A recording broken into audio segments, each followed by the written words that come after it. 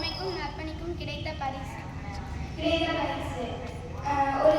ஒரு ஊரில் மழையே இல்லை. அந்த ஊர் வந்து ரொம்ப சாப்பாட்டுக்கு வந்து ரொம்ப பஞ்சமாக இருந்துச்சு.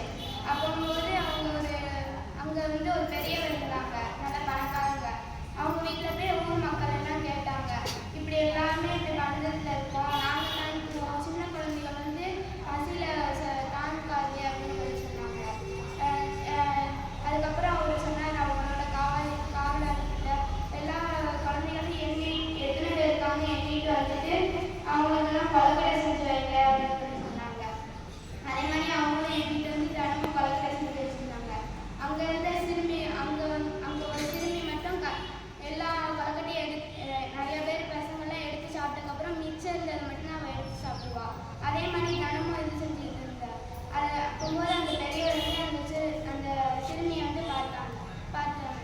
அப்போது அவங்க இந்த சின்ன பிள்ளை மட்டும் இவ்வளோ பொறுமையாக இருக்கா அப்படின்னு சொல்லி அந்த மறுநாள் வந்து அதே மாதிரி செஞ்சாங்க.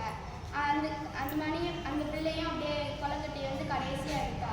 அதில் வந்து வீட்டுக்கு போய் அவளும் அவங்க அம்மாவும் பாதி சாப்பிடுன்னு சொல்லி திக்கையில் அதில் வந்து தங்க மோதிரம் இருந்துச்சு. இது வந்து எப்படி வந்து